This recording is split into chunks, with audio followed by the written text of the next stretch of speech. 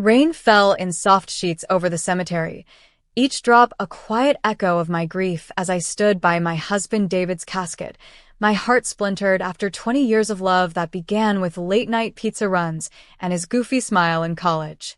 At 42, I was a widow, a mom to Emma and Noah, trying to hold it together for them, believing the worst pain was burying the man who called me his home, until a stranger named Lisa walked in with a teenage girl, Mia, clinging to her, both broken like me, and said words that shattered my world. David was my husband, too. My knees buckled. The air sucked from my lungs as I stared into Mia's hazel eyes, David's eyes, and learned he'd lived a double life, splitting his love between two families for a decade, a secret so raw it burned. But the real shock came at his will reading, when everything, his savings, house, legacy, was left not to us, not to Lisa, but to something called the David Miller Foundation, a mystery that would unravel his lies and rebuild our hearts in ways I never imagined. This is my story, and if you stay with me, you'll see how betrayal can birth hope, how broken pieces can form a new kind of family, and how love, even flawed, can leave a mark that heals beyond the grave. The funeral was a haze of black umbrellas and whispered condolences, the kind of day where the sky itself seemed to mourn.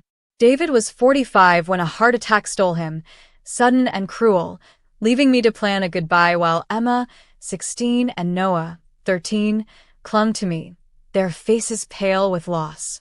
We'd built a life in our suburban Ohio home, soccer games, Sunday barbecues, David coming home with sawdust in his hair from his contracting jobs, kissing my forehead and saying, "Sarah, you're my everything." I believed him. Every word, every tired smile after his long work trips. I thought I knew him inside out, the way you know the creak of your own porch steps.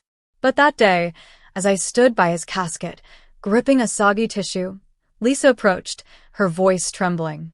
She was my age, maybe a little younger, with dark circles under her eyes and a girl who could have been Emma's sister. "I'm Lisa," she said softly. "David was my husband for 10 years. This is our daughter, Mia." The words hit like a freight train.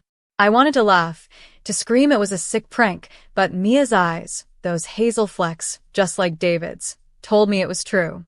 My husband had another family. I stumbled through the rest of the funeral, nodding at mourners, my mind spinning.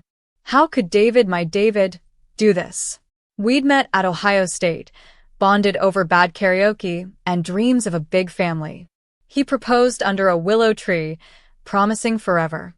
We had Emma, then Noah, built a life of small, beautiful moments, his hand on mine during late-night movies, his laugh when Noah spilled juice on the couch. But Lisa's story mirrored mine. She met David at a construction site 12 years ago. He was charming, said he traveled for work, and they married in secret, raising Mia in a town 2 hours away. He'd split his life, half with me, half with her, weaving lies so seamless neither of us suspected. I saw the photos Lisa brought, David at Mia's soccer games, blowing out birthday candles, petting their dog. They were our photos, just with different faces. My anger burned, but so did my heartbreak for Lisa and Mia. They weren't the enemy. They were us, duped by the same man. The next day, Lisa and I met at a coffee shop, our kids waiting outside, awkward and silent. The air was thick with tension, but we talked, piecing together David's double life. He told Lisa he worked out of state 2 weeks a month. He told me he had long projects. We both trusted him, loved him, believed his excuses. We cried, not just for ourselves but for the kids, Emma and Noah, who lost their hero, and Mia, who'd never know her dad without this shadow. I wanted to hate Lisa, to blame her, but her pain was mine. Her loss is real. We were two women betrayed, bound by the man we'd both called husband.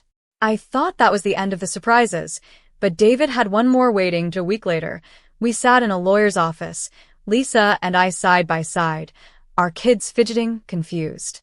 Mr. Thompson, David's lawyer, opened a folder, his face somber. David's estate, savings, life insurance, house, business assets, totals $1.2 million, he said. My heart lifted slightly, hoping for something to secure Emma and Noah's future. Lisa shifted, maybe thinking the same for Mia. Then he dropped the bomb. Everything goes to the David Miller Foundation. I blinked, sure I'd misheard. A foundation? David wasn't a philanthropist. He tossed $20 to the food bank at Christmas, but a foundation? Lisa's eyes met mine, equally stunned. Mr. Thompson handed us a letter in David's handwriting, dated a year before his death. My hand shook as I read it aloud. Sarah, Lisa, my beautiful children, Emma, Noah, Mia, I've failed you all. I lived a lie, loving two families, thinking I could protect you both. I was wrong. I don't expect forgiveness, but I hope this makes things right. The foundation is for kids who lose a parent too soon, like you're losing me. Every dollar will help them, college funds, therapy, camps. I loved you all, even if I didn't deserve you.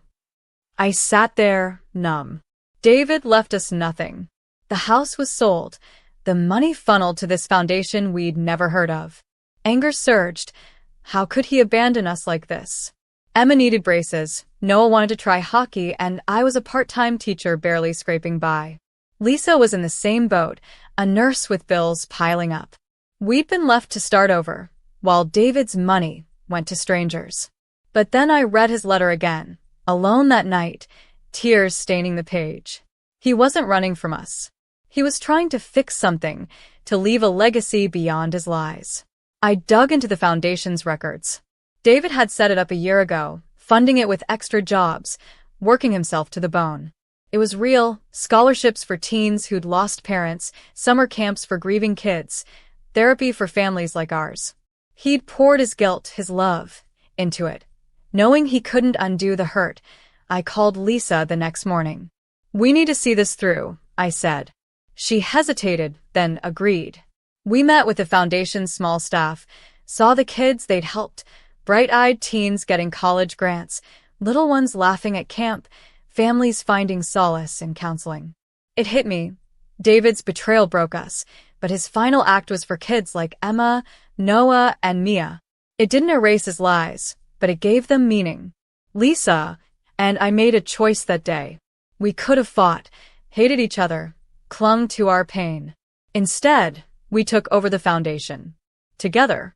Emma, Noah, and Mia joined us, stuffing backpacks for foster kids, organizing fundraisers.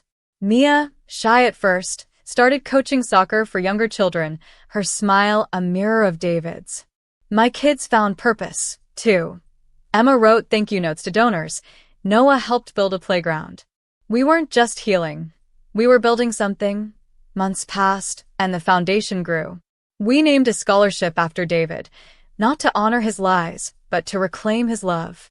Lisa and I became partners, then friends, then something like sisters. Our kids, once strangers, now tease each other like siblings, sharing stories of their dad.